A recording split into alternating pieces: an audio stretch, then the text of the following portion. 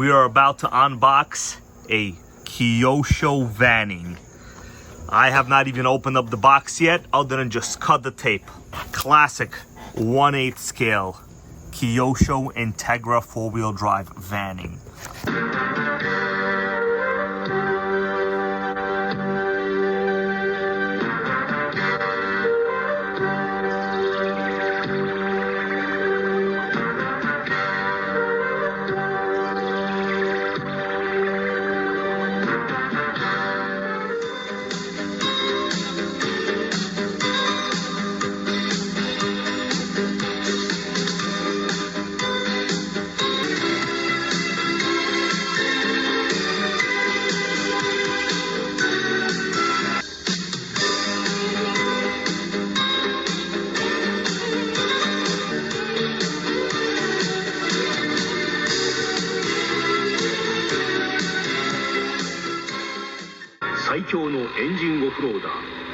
インテグラ 4WD お前の名はバニー。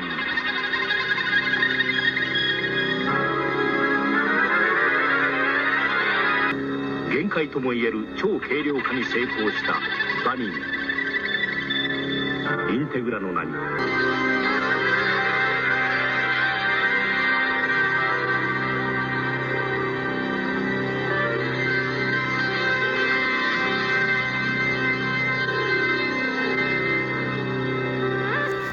So it looks like it's packaged extremely well here in the box.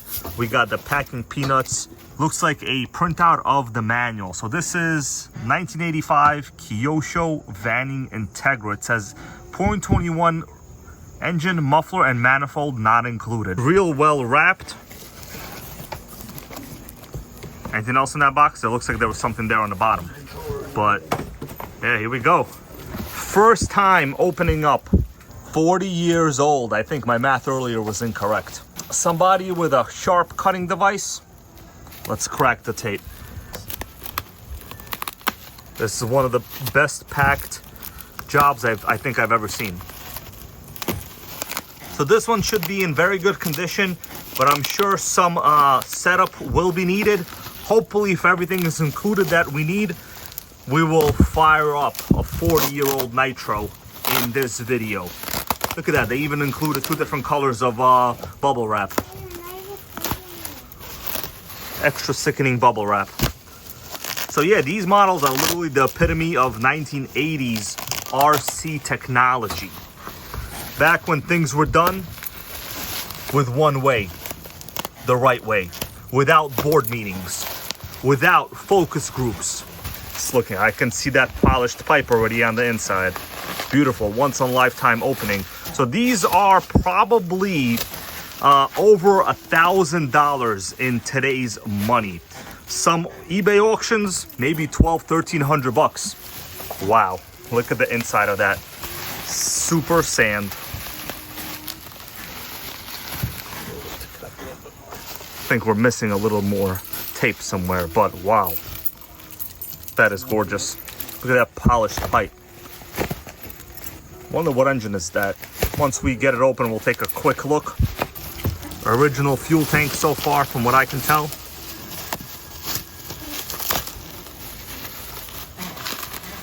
Factory original tires. Yeah, these were called off-road spiky tires, which they literally are. Has it ever been ran? I'm not sure if it's even ever been ran. I mean, we'll take a look around there right now. We'll do a little evaluation. We'll see. All right, it is finally out. This thing is a masterpiece of colors. A roll cage, beautiful red. Stickers applied everywhere. Independent suspension all around. Correct factory style tuned pipe. Let me see the engine. It says 25, but the brand Irvine. Wow, that is actually real rare. Irvine brand. Real rare. I don't think I've ever seen an Irvine branded engine. This will be a first for the channel, guys. nicely polished cooling head. Around the other side over here, so this is basically similar to my Thunder Tiger Silver Fox. Engine is mounted transverse in the chassis, just like a Pontiac GTP. Can I get a hell yeah if you ever had a Pontiac GTP? That is beautiful. We got ourselves a metal chain drive, four-wheel drive setup, which was real period correct for the time. Actually, these systems work real good. Metal spur gear. Drivetrain is real solid, smooth. The bottom is nice and straight. Notice these solid, good-looking frame rails. You know, today people build crawlers and they're all happy about their C-channel frame. But here, this is 40 years ago, before people thought about crawlers. Nitros were getting it done. Disc brake is right over there. Beefy metal unit. Yeah, this thing is built, I could tell, with knowledge, know-how, skill, and attention to detail. This is probably the nicest one anyone will ever see. We're gonna try to fire this up. First, we need to check the electronics battery box. So the top cover, which is basically the body, is held on with a bit of a screw. I think we should be able to remove that without taking the roll cage off. So these pieces, the driver figures, are real rare and collectible, so we're being extra careful with it. Yeah, there we go. All right. We have a power switch. So this radio box should just come up. Yeah, pretty good, easy access. So we have two Futaba servos, 4AA battery box. It's an old HPI receiver in there. That's interesting. Waterproof on-off switch, but I think the box itself is not waterproof. Now, I am a little bit worried about the fuel tank. So it could be old, it could be a bad seal. What I'm gonna do, I'm gonna remove this cap and try to test the cap and the lid itself. Let's see what's on the inside of the cap.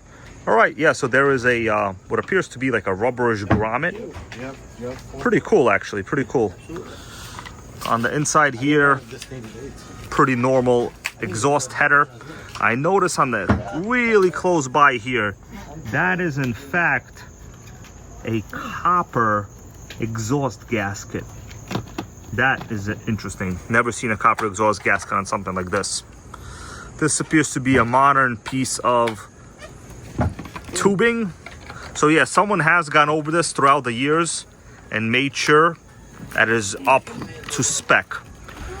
Let me work a little bit on getting the electronics and the fuel system checked. Then we'll be right back and we will try to put it on that massive, this vintage starter box with a motor the size of a Boeing 707. Sickening. Gotta tell you guys, about an hour and a half has passed. Took a lot of work on this battery box. Had to upgrade the servo. The servo was real trash. So these things use kind of a pretty janky throttle system. There's a built-in servo saver mechanism right there. Real annoying. But the good news is I have a guy next to me holding a can of fuel, and he's gonna pour it into the fuel tank. However, from that roll cage, I don't know, bro. You gotta like get that in good, yeah. Just stick that fuel thing in there. You gotta take a chance. Pretend you're OPEC right now. So I did test the fuel system. The fuel system seems to be adequate. Only thing I'm a little worried about is this fuel cap. It's a little bit, damaged, but it does hold pressure relatively well. Kyosho Integra. 40-year-old Nitro. Hopefully, we will have a fire in the hole. Yeah, I could see why flip top caps have basically become the industry norm. I tested it before. It has to be like real hardcore tight or else it won't prime. Okay, I got it kind of tight. It should be okay. All right, we got the starter box set up. Give me a couple minutes. Oh, by the way, check out this sickening bumper, guys. 3D printed. Can't kill a vintage Nitro. All right, guys, we got the starter box hooked up. It's silent, it's deadly, and it's gonna fire this bad boy up, I hope. First thing, we gotta prime it. So I'm gonna align this thing. We got a man on the radio, and we got a man on the moon, if you believe that. Okay, so I'm gonna plug the carb. I'll basically just tell you if we have fuel going. Oh, yeah, we got fuel. You know how I know? Not because we have non-see-through fuel lines, but because the carb sprayed some fuel in my eyeballs. That's how I know. Rodney Dangerfield, yeah, right. It's Nitro Dangerfield. All right, everybody, you all ready? Because we don't know what's going to happen. It should be primed. We got a cheering crowd in the back. I told them to take it easy today, but they just don't want to make it happen.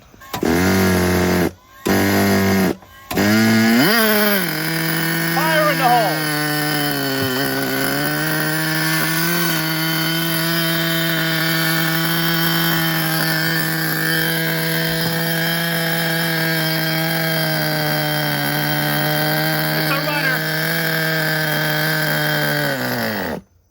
What happened? Idle too low now? No, this thing was moving. Well, the good news is it fired up. So we know the fuel system is at least working. Not bad. You gotta work to get these things running, guys. This ain't no joke. This is not like going to a fast food establishment. This is before fast food. Kidding around. This is during the time of the heyday of Burger King, the heyday of Wendy's, the heyday of McDonald's playgrounds. Round 2, I have adjusted what needs to be adjusted. We lowered the idle trim a little bit. Fire in the hole again, guys. Gotta say, really good starter box access on this.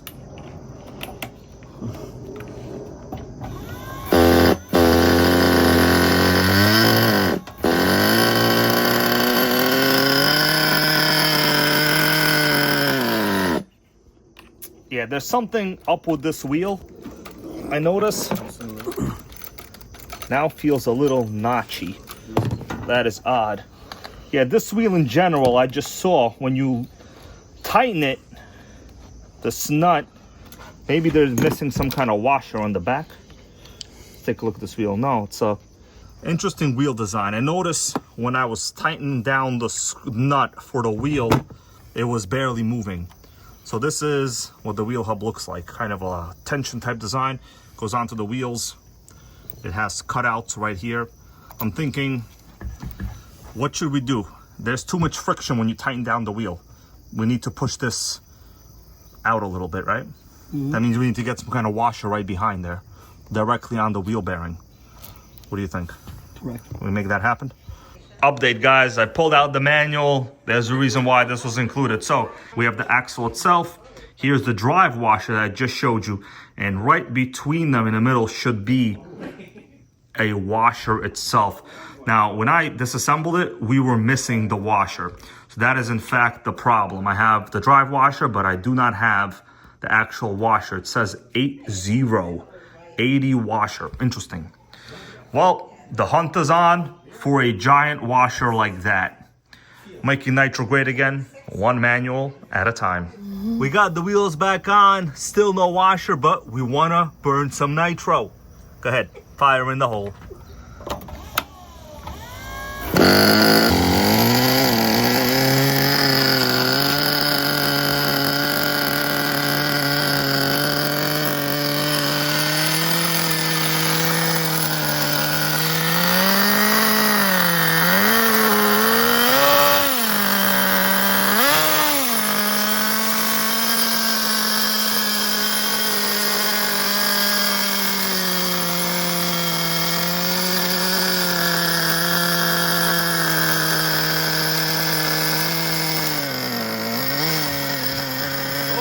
Wheel accident.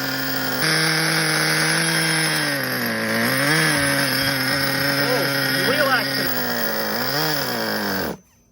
Well, that's why you need those wheel spacers. Oh, yeah. I mean, it was a runner. A smelly one. Got the light on for a little bit of exploratory action. So yeah, we could see a good amount of oil right there on that Irvine engine. Notice right here, that appears to be some kind of JB Weld or something on the side of that block.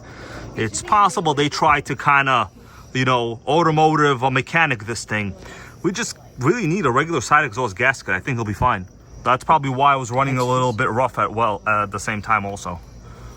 Now notice this header design, really not like anything I've ever seen. Normally the header will be attached through the side of the engine from this position.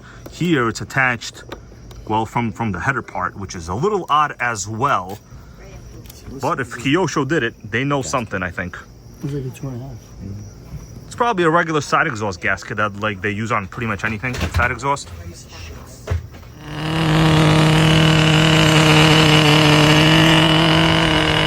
If you smell what the Nitro gang is cooking. Your girl so fine, but her breath is like whoa. She say she wanna dance, but she don't know how to move.